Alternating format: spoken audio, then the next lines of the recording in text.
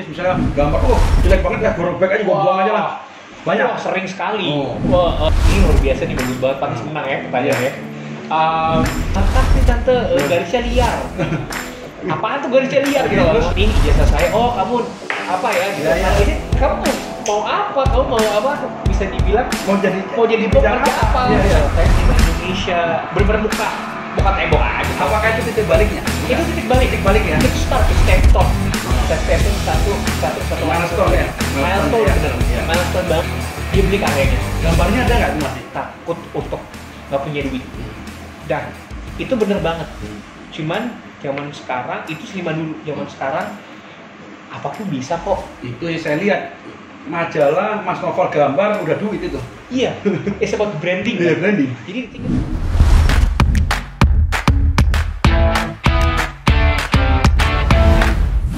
siap, kumen-kumeninku yang tercinta. Jadi hari ini podcast saya yang kedua. Saya akan mengundang salah satu narasumber pelukis muda. Biasa orang pelukis itu tua-tua. Tapi kali ini kita undang salah satu pelukis muda, hit, selebgram, influencer juga. Ya kan? Nah, seperti biasa, pemenangnya akan mendapatkan kaos satu dari Mas Novel Abansar, terus 5 orang mendapatkan maskernya, 5 orang mendapatkan buku Yang Muda Yang Kaya. Jadi podcast saya ini hadiahnya banyak, jadi jangan dilewatkan ya. Ya, undangnya juga susah nih, undangnya beliau nih, waktunya juga banyak. Oke, Mas Novel. Jadi ini terima kasih atas waktunya. Yang saya ingin saya utarakan adalah, boleh nggak perkenalan dulu Mas Novel? Maksudnya gitu, profilnya, umurnya, terus dari awal, terus sampai bikin namanya art house ini gimana, terus kantornya di mana. Ya. Sebelum kita lanjut ke pertanyaan-pertanyaan kumenin. siap. Silakan, monggo Mas Novel. Halo, sebelumnya untuk teman-teman yang nonton podcast Obras ini, terima kasih banyak. Terima kasih nih kok udah undang saya untuk dalam episode ini. Nama saya Novel Absyar, saya seorang pelukis. Bisa dibilang selain pelukis, saya bisa namanya saya sendiri artpreneur, artistpreneurship. Itu baru pertama kali saya dengar. Artpreneur. Jadi bagaimana art digabungkan dengan entrepreneurship. Jadi di mana kan kebanyakan nih seniman ya udah hanya pelukis, tapi bagaimana seniman itu bisa buat sustainability dan juga bisa berkembang, bisa bisnis juga gitu. Jadi makanya saya bisa dibilang label artpreneur. Nah, awal-awalnya Umurnya dulu berapa umurnya? Oh iya, umur saya sekarang ini saya baru umur 26 tahun. Wah, luar biasa. Sudah punya pacar. Udah punya pacar ya? Udah. Okay. Sekarang ini saya pengen masuk ke dalam bisa dibilang gak hanya dunia lukis tapi dunia seni lainnya. Bisa dibilang dulu hanya kalau kita lihat lukisan itu sesuatu yang diremehkan gitu. Kok jadi kayak kalau kita gambar nih dulu kayak lu cuma gambar doang loh gitu loh. Ngapain sih sekolah jauh-jauh harus gambar gitu loh. Nah, tapi sekarang menariknya sekarang gambar itu bisa menjadi sesuatu yang sangat bisa dibilang penting. Katakanlah dari gambar itu kita bisa menghasilkan suatu kampanye. Katakanlah kalau kita lihat dulu kampanye Barack Obama itu kan menggunakan gambar. Terus juga sekarang kolaborasi dengan brand-brand dan lain-lainnya. Nah, dari situlah start dari melukis, dan alhamdulillah saya udah berpameran di banyak tempat. Sekolahnya dulu dong, di mana sekolahnya? Memang dari kecil jadi pelukis atau dari SD dong dulu? Sekolahnya di mana? SMP mana? SMA, terus muncul mau jadi pelukis tuh di SD atau SMP? Apa dari kecil memang suka gambar? Dari TK, dari kecil tuh suka banget sama gambar. Seperti teman-teman anak-anak kecil yang biasanya suka gambar, cuman akhirnya jadi keterusan nih. Nah, dari kecil tuh gambar itu saking nggak bisa ditahannya, gambarnya tuh sampai di meja, buku-buku paket untuk sekolah. Itu SD itu saya di sekolah sekolah Islam, SD SMP sekolah Islam. Dan namanya regular school yang dimana lukis seni itu tidak menjadi suatu pelajaran yang pelajaran yang penting. Jadi makanya bener-bener yang buku paket, buku tulis sampai keseluruhan digambarin terus kok. Jadi sampai di mana-mana gambar. Wah, sampai nggak pernah merhatiin guru. Aku sukanya gambarnya terus gitu loh. Ada nggak sih ini orang tuanya juga tukang gambar? Nggak. Nah, dari keluarga nggak ada yang tukang gambar, nggak ada yang jadi seniman tuh nggak ada. Tapi nenek sama kakek hobi lukis aja. Tapi ya namanya juga reality kan di Indonesia nggak diterusin gitu loh. Nah, tapi ya itu setelah SD, SMA suka gambar, SMA nih, aduh, gue mau ngapain ya? Gitu loh. Gue mau ngapain nih? SMA Jakarta. SMA di Jakarta. Okay. SMA di Jakarta. Nah barulah setelah SMA akhirnya ngobrol, kamu mau kemana nak? Saya mau ngambil seni rupa. Awalnya seni rupa ya? Awalnya seni rupa. Okay. Gitu. Awalnya sebelumnya sih pengen ngambil desain, cuman kenapa mengambil seni rupa? Karena seni rupa itu lebih membahas tentang dasar-dasar seni gitu loh. Orang tua kaget dong. Ya kali yakin nih anak pertama loh. Saya itu anak pertama loh. Kayak yakin nih mau jadi apa nanti kamu, karena konsep mindset di mana seniman adalah gak ada duitnya gitu loh, nggak punya sustainability untuk bekerja. Kerjanya ngapain sih? Aneh gitu loh. Nah, bisa dibilang itu yang mindset yang selalu ditanam dari kecil sampai gede di banyak orang-orang awam. Tapi banyak loh seniman-seniman luar Indonesia yang sangat sukses, yang karyanya dipamerin di seluruh dunia gitu. Nah akhirnya udah ngobrol segala macem, akhirnya les seni. Di mana lesnya itu? Ada namanya Villa Merah di Jakarta Selatan. Terus nanyalah ibu saya, ini kamu pernah ini nggak pernah ikut-ikutan teman-teman nggak atau apa? Enggak, ini emang benar-benar bakat sendiri. Terus akhirnya nanya sama gurunya, ini si Noval ini benar-benar bakat nggak? Oh bakat nih tante, garisnya liar. Apaan tuh garisnya liar gitu loh, ngerti kan? Lihat ternyata dia garisnya itu dulu gambar saya tuh jelek kok. Jadi dulu sempat waktu kecil throwback, kalau lomba gambar nggak pernah menang.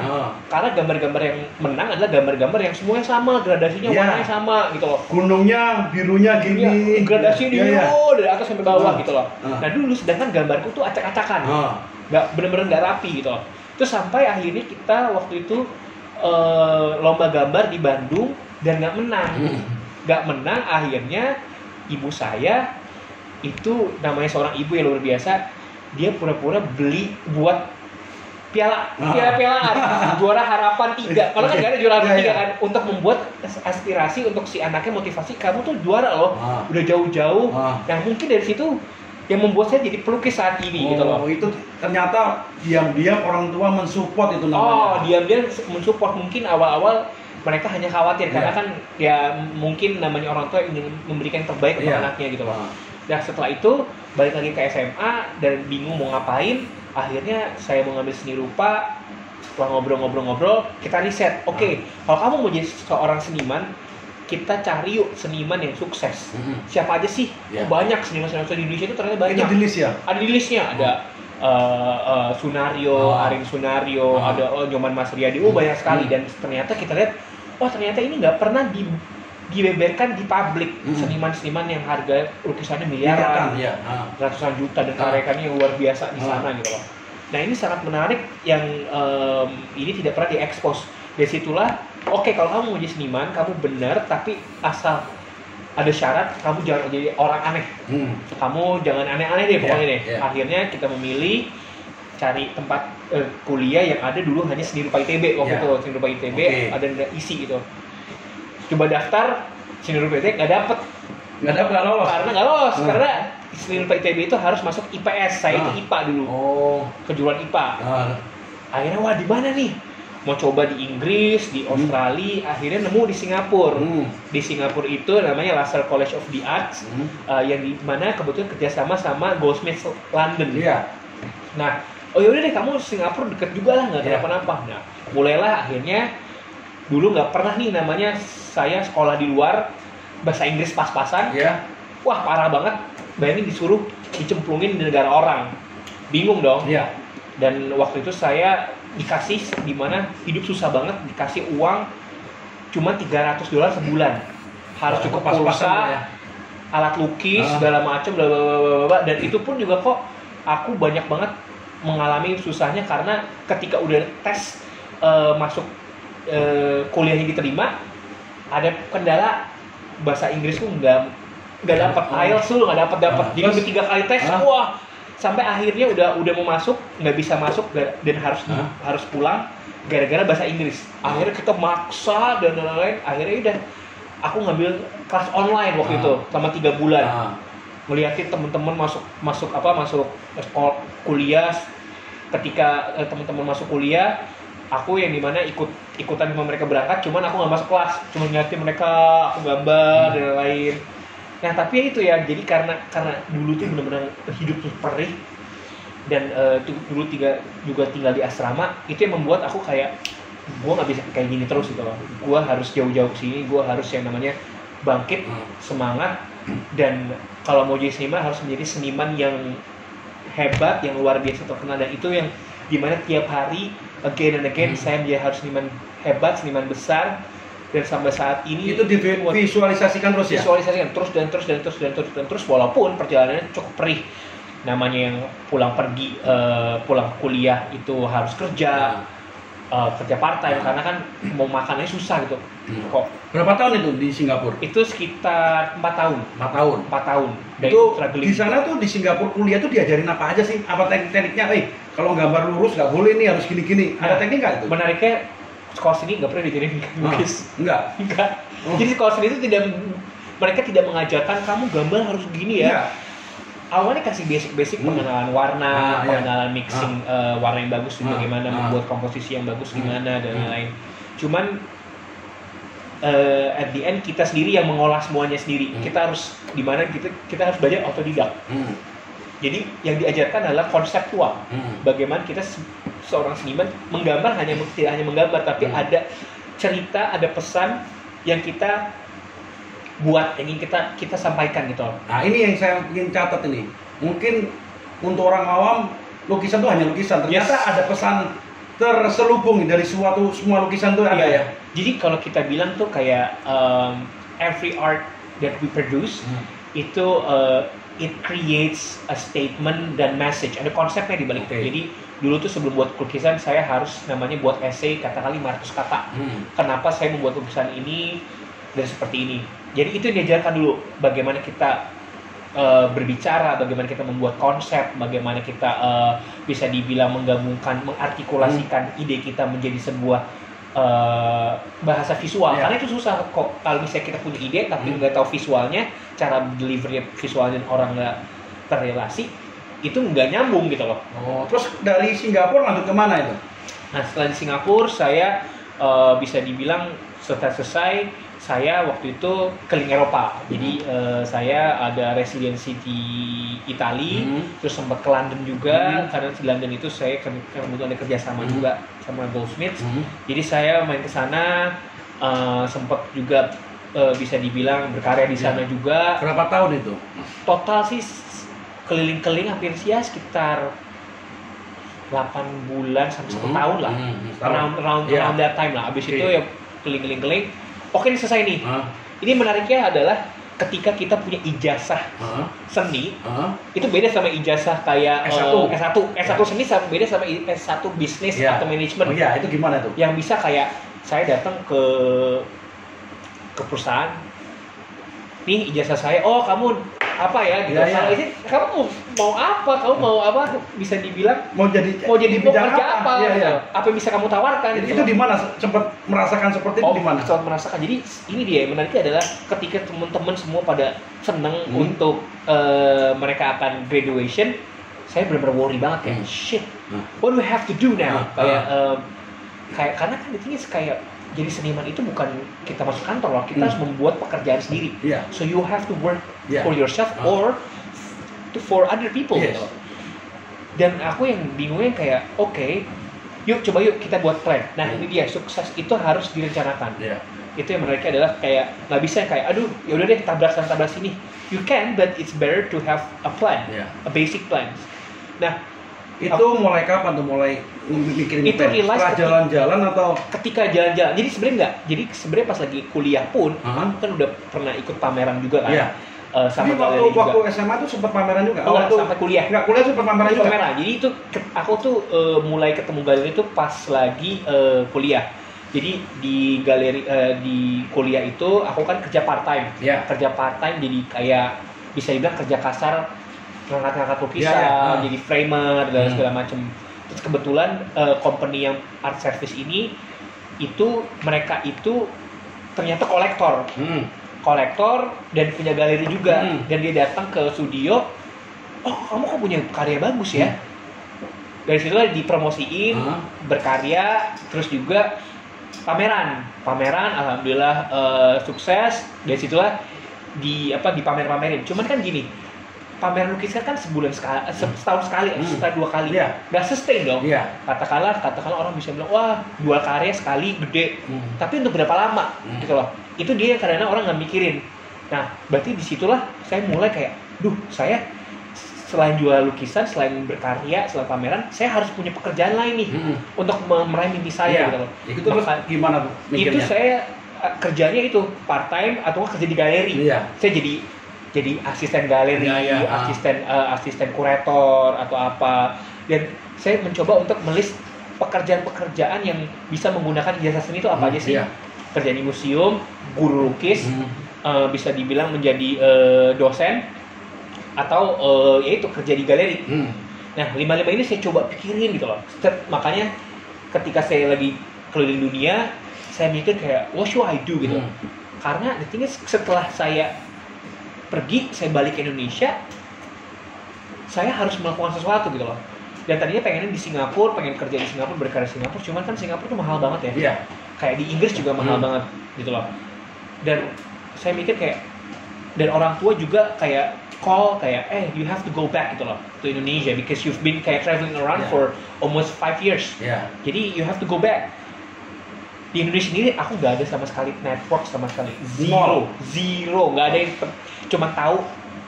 Dan alhamdulillah sekarang gara-gara Instagram, jadi bisa kepo-kepoin tuh siapa-siapa aja yang ada di komunitas ini. Oh saya belajar ternyata di komunitas di Indonesia itu ada si A, B, C, D, F, G gitu loh. Nah akhirnya saya coba belajarin, saya tahu. Dan ketika ada pameran-pameran, kan biasanya ada namanya tuh art fair. Art fair itu dimana seluruh galeri dari beberapa negara itu datang, dan itu dimana semua kolektor seniman ngumpul. Nah disitulah saya belajar bagaimana people skill itu mempengaruhi. Jadi seorang seniman itu nggak hanya start dari di studio doang, tapi kita juga belajar bagaimana kita bisa dibilang selling yourself, branding yourself gitu loh. Ketika itu saya pas lagi pameran ketemu sama namanya ada ibu seni rupa Indonesia, Ibu Melani Setiawan. Ketika saya ketemu, dia ini yang membawa saya gitu. Kayak saya tuh random aja nggak kenal nih. Bu, saya namanya Novel Afshar, saya seniman Indonesia. Bener-bener muka tembok aja. Apakah itu titik baliknya? Bukan. Itu titik balik ya. Itu start dari kayak dari situ tuh kayak mungkin titik baliknya tidak sesuatu yang monumental, tapi itu bisa dibilang satu stepstone. Stepstone satu milestone ya. Milestone bener. Milestone banget untuk kita bisa ini. Dah, jadi kayak gak usah malu kalau kita untuk bisa dibilang kalau katakanlah bahasa bisnis jualan gitu loh. Jadi sales jangan malu lah. Jangan malu gitu kan, same things gitu. Nah, jadi jangan nunggu bola tapi jemput bola gitu loh. Nah dari situlah saya mencoba untuk kayak saya perkenalan karya saya, gitu. Namanya juga pameran. Oke, saya balik lagi nih sebelum sampai tadi yang milestone itu. Apakah waktu itu udah pakai AHA belum? Belum. Itu juga belum nanti nih. Belakang nih. Ya, kalau itu saya jawab dulu tuh. Silakan. Si AHA dulu nih ya. Jadi tadi itu kan belum sampai AHA, sampai ketemu ibu itu belum ya? Belum. Itu masih bisa dibilang saya lagi meracik nih. Iya. Itu apa konsepnya waktu itu? Nih AHA itu konsep yang waktu ketemu ibu itu. Dulu cuman gambar realis gitu doang kok. Jadi kayak sesuatu yang konsep-konsep ngomongin tentang politik. Oke. Jadi itu masih belum ya. Terus lanjut lagi nggak apa-apa, habis ketemu ibunya kenalin, ngobrol-ngobrol, terus kayak karya-karya kamu nih kayak cukup menarik ya. Cuman kayaknya sesuatunya kayak belum bisa dibilang karakteristik. Belum bisa dibilang saya ngelihat karya kamu itu kamu gitu loh. Dari situ saya mikir terus juga ya. Terus gimana itu lanjutnya? Ini menarik banget dimana yang penting dari seniman itu adalah karakteristik. Signature kita tuh apa sih gitu loh. Nah akhirnya saya mencoba untuk mikir gitu loh. Karena sebelumnya saya punya kejadian gambar saya dirobek kok sama dosen saya. Jadi gambar saya kan gini, konsep dimana orang awam mungkin mikir gambar lukisan yang bagus itu adalah gambar-gambar yang mirip. Dulu saya tuh dengan bangganya kayak gue nih gambar gue bagus banget. Saya bawa nih dosen, karya gue bagus banget nih, mirip banget nih. You know what he did? maksudnya dia robek gambarnya. Go back to your place, just take a picture. Ngapain lu gambar mirip banget karena lu nggak pernah menang dengan kamera. Tidak ada karakteristiknya. Dengan pakai handphonenya lu foto aja itu. Iya, nggak pernah menang kan. Jadi di seni itu menggambar sesuatu yang tidak pernah ada di dunia nyata. Jadi kita menggambar imajinasi yang hanya ada di dunia kamu gitu. Di situ saya terpikir, I think I have to make something. Yang dimana dari situ terciptanya HH series. Itu kok kenapa sih makanya itu? Kok saya ini penasaran terus. Saya demi Tuhan ya, kalau lihat Mas Novel gambar tuh waktu saya ke Nusa Kopi, itu udah langsung tahu, Queen saya mau ketemu orang ini. Saya terus aja pencinta seni, ya kan? Terus kok bisa muncul HH itu gimana sih? Itu titik balik juga tuh menurut saya. Dapat dari mana sih itu HH itu? Nah, HH ini tercipta dari ketika ini ya, bisa bilang respon dari saya ketika saya tinggal di Singapura, tinggal di beberapa tempat yang metropolitan city lah, dan dimana orang itu benar-benar sibuk banget. Sesuatu yang ada yang hilang yaitu ini lack of humor. Dimana humor itu sangat important banget ya, sangat bisa dibilang sangat useful untuk kita gitu. Nah, haha ini kan identik ketawa ya. Iya, pasti. Ketika kita WhatsApp atau misalnya chatting itu kan kita hahaha nih. Tapi kan ketika kita lagi typing hahaha kita nggak ketawa. Belum tentu kita ketawa. Cuma kayak hahaha, cuma basa-basi. Jadi mereka adalah itu sebuah aktivitas artificial yang dimana si hahaha ini belum tentu kita ketawa. Dan hahaha ini kalau kita lihat lagi tentang humor, nggak semua ketawa itu terlahir dari humor. Kita mengetawain sesuatu yang lucu, tapi kadang-kadang kita ngetawain orang. Berarti ada ejekan. Ngetawain keadaan sosial, ngetawain ikatan masa lalu. Jadi banyak banget elemen-elemennya. Dari situlah saya mengambil konsep hahaha ini untuk saya memproyeksikan sesuatu yang bisa bilang humoris, tapi ini humor apa nih? Apa pengejekan, diketawain, atau bisa dibilang ngetawain keadaan sosial. Jadi banyak banget isinya lah ya. Isinya gitu loh. Nah itu yang HH series itu, yang lukisan pertamanya siapa yang punya itu? Ada orang Spanyol. Orang Spanyol. Justru itu bakal jadi mahal loh itu. Itu lucu banget. Jadi itu HH pertama adalah HH yang gambar lukisan saya itu di salah satu karakter si Donkey. Jadi saya itu punya karakter Donkey.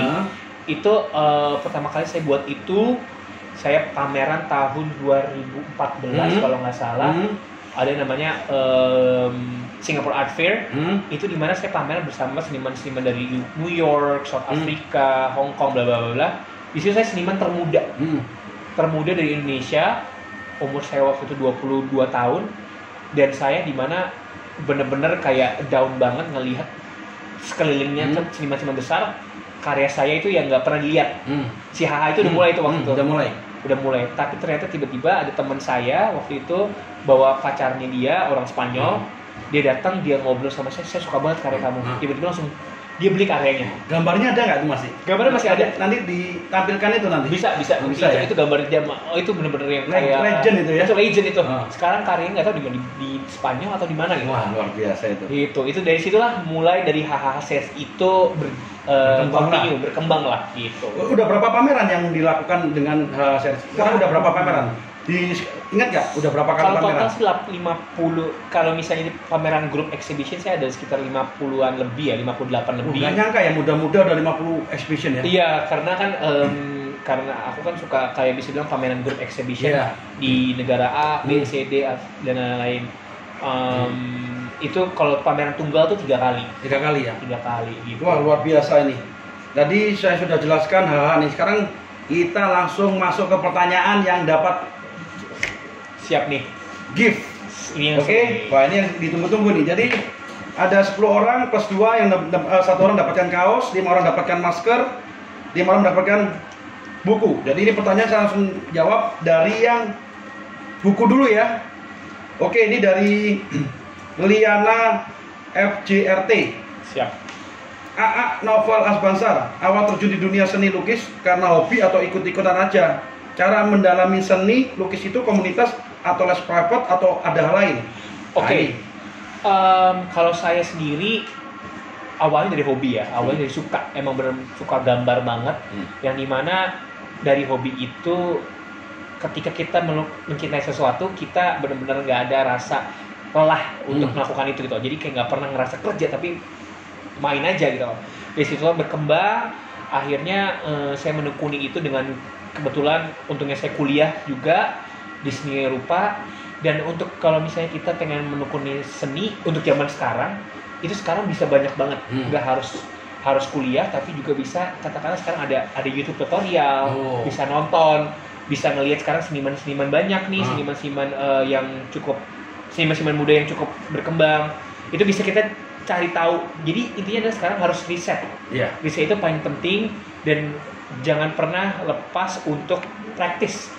Berlatih terus again and again, dan karena di work yang bisa dibilang practice makes perfect gitu loh. Dimana kita terus berlatih, kita akan bisa soal ini. Oke, lanjut lagi dari Jian Yebles. Ya. Pertanyaan saya, dimulai dari tahun berapa Mas Novel mulai berkarir di seni lukis? Dan dari sekian lama di dunia lukis, hal apa yang paling sulit dikerjakan di saat Mas Novel melukis? Oke. Yang paling susah apa sih? Paling susah ya. Pertama, saya start karir seni mungkin dari 2013-14 professionally. Terus hal yang paling susah itu adalah sebenarnya mood dan momentum, karena melukis itu mood-moodan ya. Terkadang nyari ide itu bisa dapat, cuman untuk mendapatkan kayak momentum yang tepat untuk kita bisa mengartikulasikan ide itu benar-benar harus nyari waktu yang tepat. Jadi itu yang paling susah, mood dan momentum. Oke, lanjut lagi nih pertanyaan, sekalian nyambung ke pertanyaan saya juga nih. Ya. Dari Laut D4A, aku ingin bertanya untuk Mas Novel, apa saja Mas Novel mimpikan atau suatu yang ingin dicapai di lukisan yang udah berhasil dikerjakan, dan apa aja keinginan atau mimpi lukisan selanjutnya yang masih ada sampai sekarang yang belum kesampaian, dan terima kasih. Nah, ini baik lagi, lanjut lagi, kok bisa kepikiran dari pertanyaan ini, kan mirip juga nih. Gimana ceritanya bisa sampai namanya dapat bikin namanya art house? Iya. Nah ini loh. Terus apa yang diimpikan juga itu? Iya. Jadi gini, yang ingin saya impikan adalah bisa dibilang ketika saya sekarang udah melukis, udah punya pameran-pameran dan bisa dibilang banyak achieve beberapa hal, you have to you want more, gitu lah. Dimana yang ingin saya kembangkan lagi adalah berbagi deh, gitu lah.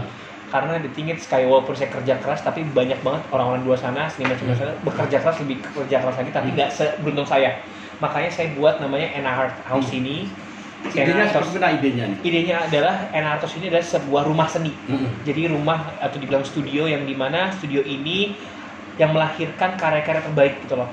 Jadi saya ingin mengundang karya seniman-seniman muda terutama untuk berkarya, dimana kita itu nggak hanya seniman perupa, tapi bisa ada seniman fotografi, seniman. Jadi kita banyak, jadi kan kok zaman sekarang kolaborasi ya. Iya, kolaborasi. Jadi si NA Art House ini tempat di mana wadah untuk kolaborasi. Bayangin, menarik banget, seniman pelukis sama fashion designer, pelukis sama actor, sama dancer.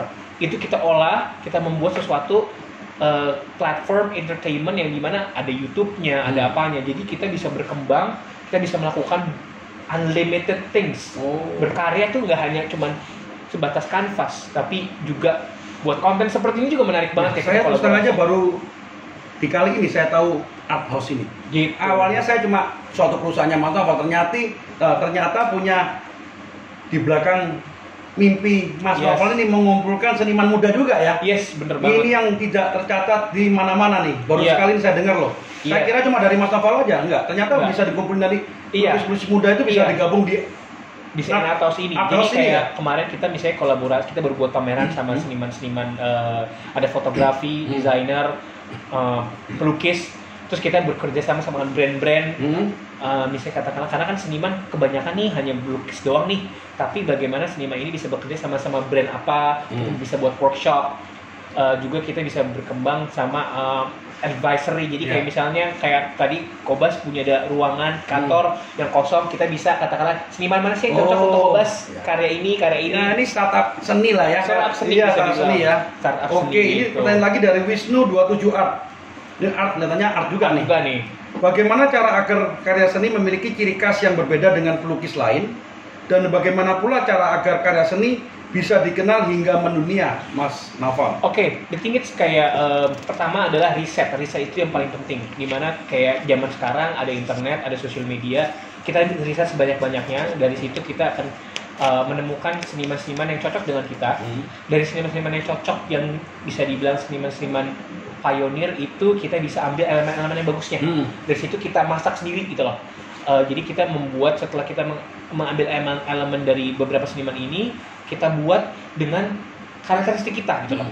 Jadi kalau kata Picasso, still like an artist. Jadi kita ambil, kita buat lagi dengan bumbu kita sendiri, dan abis itu yaitu promote your artwork, start from social media aja. Lama-lama kelamaan nanti ada ini kok, ada aja orang datang gitu loh. Ada aja ya? Ada aja gitu. Oke, ini lanjut lagi dari Hendra Franciscus. Adakah lukisan pekerjaan yang paling menantang yang Mas Naufal kerjakan? Dari semua karya itu ada yang paling menantang? Ada karya-karya yang bisa dibilang yang relate sama personal issue, story-story yang bisa dibilang pribadi, dimana karena itu bisa dibilang menyangkut emosi dan feelings pribadi gitu. Jadi yang tadi dibilang kesulitan adalah membuat momentum dan mood. Itu yang paling susah. Bukan besarnya atau apanya, cuman itu ya sesuatu moodnya itu yang susah ya. Itu sesuatu yang paling susah. Oke, ini ada lagi pertanyaan Lydia garis bawah A. Adakah rintangan waktu masih belajar melukis, atau pernah gak terjadi kesalahan dan kegagalan dalam melukis? Misalnya gambar, jelek banget ya, gue robek aja, gue buang aja lah. Banyak. Sering sekali. Bisa dibilang ratusan kali ada beberapa, ada kayak puluhan kanvas yang saya blok lagi gitu loh, karena nggak suka, karena jelek komposisinya. Dulu ada masa-masa di mana eksperimen membuat kayak sebelum si HH ini terbentuk atau karakter ini terlahir, ini bener-bener yang harus saya eksperimen, yang itu banyak banget salahnya. Jadi nggak apa-apa namanya kita salah atau jelek, karyanya terus aja make it like until you make it gitu loh. Oke. Ini dari Siatiar, ini pertanyaan kedua terakhir. Kenapa kakak memilih unsur tawa haha? Tadi kan udah dijelaskan tuh. Iya. Apakah ada filosofi tersendiri di dalamnya? Udah jelaskan juga? Udah jelaskan juga. Kita cari yang lain lagi nih. Siap. Adakah hambatan tersulit kakak dalam mengusung sebuah karya lukis hingga banyak diminati dan dilirik oleh penikmat seni lukis mancanegara? Banyak kan yang suka orang bule, orang luar mancanegara atau orang Indonesia di lukisannya Mas Naufal nih? Kalau saat ini kebanyakan hampir 60% itu orang-orang bule ya, orang-orang luar ya, orang-orang internasional. Karena kenapa karya-karya saya itu membahasnya international issue atau universal issue. Baru 40%-nya orang Indonesia dan karena saya start dari luar juga, jadi bisa dibilang mas-mas Indonesia baru-baru nih.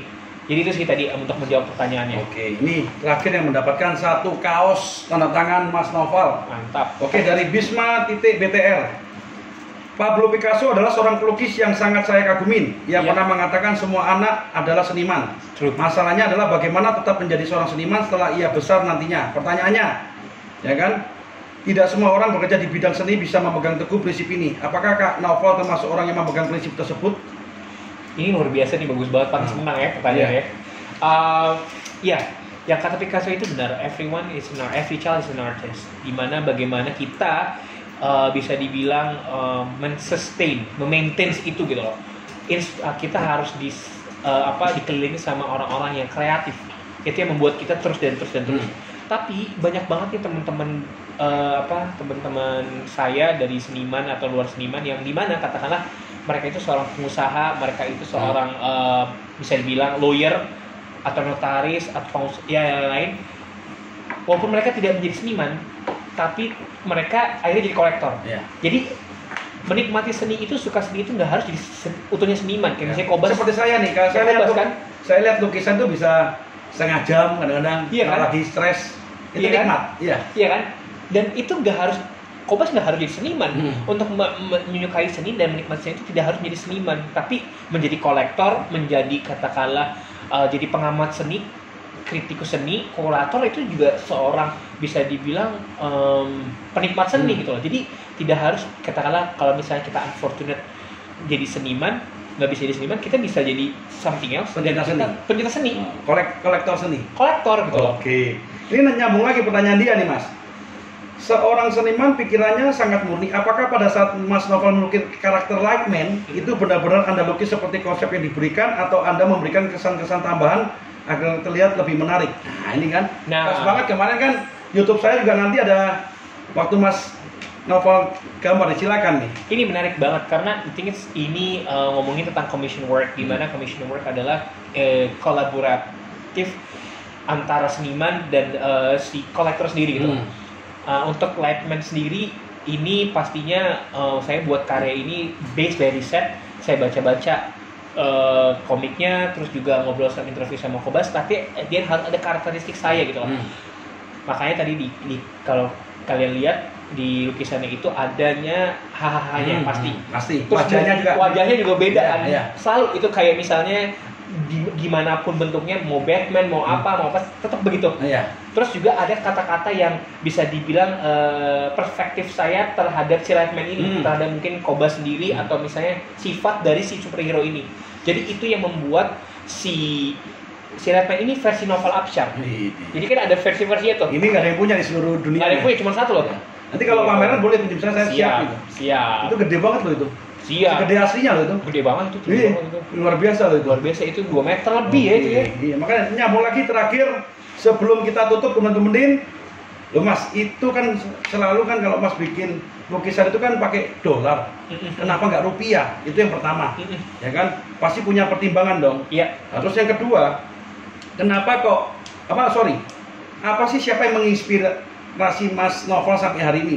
Inspirasinya. Dan terakhir penutup, kasih dong motivasi teman-teman supaya pelukis-pelukis muda nih nggak patah semangat mengikuti jejak Mas Novel. Kan banyak nih, aduh gue pelukis nggak dapet duit nih, males banget sih gue. Iya. Kasih inspirasi coba. Yang pertama dulu, kenapa kok dolar itu? Dolar. Kenapa dolar? Karena awalnya sebelumnya pengen pakai rupiah, cuman karena kebanyakan kolektor-kolektorku dari mancanegara internasional, makanya awalnya itu pakai dolar Singapura. Awalnya di Singapura. Iya, saya pertama kali beli Singapura. Iya, Singapura kan, karena waktu itu galerinya di Singapura. Terus sekarang kenapa USD? Karena sekarang kolektornya lagi udah beragam. Kalau dulu cuman katakanlah regional Southeast Asia, sekarang udah ada Amerika, Prancis, bla bla bla. Jadi kalau misalnya mereka belinya pakai US Singapura, kayak Singapura tuh bingung juga ngeritnya. Bingung kan kayak gimana itu. Jadi US dollar adalah universal. Dan kebanyakan kalau seniman-seniman profesional itu sudah pakainya USD gitu loh. Nah, kedua tadi yang ngomongin menginspirasi. Namanya seniman pasti dulu waktu saya awal-awal mulai saya nanya sama salah satu seorang seniman, Pak Sudaryo, seniman besar, dia bilang kalau jadi seniman jangan takut untuk nggak punya duit. Dan itu bener banget. Cuman zaman sekarang itu seniman dulu, zaman sekarang apapun bisa kok. Itu yang saya lihat majalah Mas Novel gambar udah duit itu. Iya, it's about branding. Branding. Jadi tinggal sekarang bagaimana kita mempintar-pintarnya zaman sekarang itu adalah zaman yang tanpa batas. You can do whatever you want as long kita benar-benar melakukan itu giat dan kerja smart. The thing is, saya as seniman, yang saya bilang itu saya mencoba untuk membuktikan saya seniman dan entrepreneurship. Jadi kita juga seniman juga harus bagaimana kita nge-brand diri kita sendiri. Makanya tadi kita harus mempunyai karakteristik tersendiri gitu loh. Kalau katakanlah belum sekarang, aduh gue belum begini, ya it's okay, just wait for it gitu loh. Asal jangan pernah nyerah gitu. Jadi gigih terus. Jatuh bangun tuh wajar banget. Jatuh bangun itu yang membuat kita bangun sampai saat ini gitu loh. Nah, dibilang ketika kita sesuatu itu nggak pernah ada yang terjadi satu malam. It's all about continuity, dan kita kerja keras, kerja smart gitu loh. Jadi nggak usah takut jadi seniman ya, pasti ada duitnya tuh ya. Nggak harus takut. Zaman sekarang tuh lebih jauh, lebih banyak. Sekarang kita bisa kerja sama brand. Kita katakan bisa buat commission work. Boleh nggak ada pengalaman mumpung brand tuh yang udah kerja sama brand? Saya lihat waktu itu di galerinya Mas Novel dengan HP ya. Iya, dengan HP. Saya kerja sama beberapa brand juga, sama bisa dibilang ada fashion brand yang cukup besar, tapi ini belum saya bisa ngomongin. Dan banyak sekali yang sekarang menariknya adalah di luar saya pameran dan di luar lukisan, ternyata banyak banget brand-brand yang kolaborasi sama saya gitu. Nah, dan nggak hanya saya doang.